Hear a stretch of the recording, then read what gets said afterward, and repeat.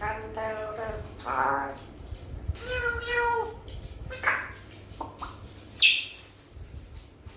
khúc và thải khúc và thải khúc ai có khúc không có quay luôn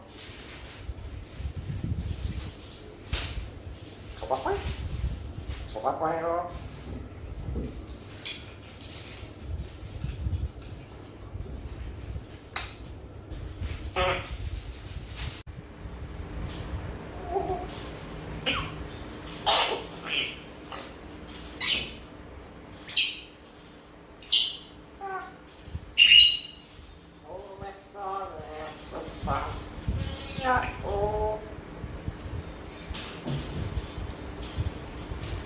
Thật cool.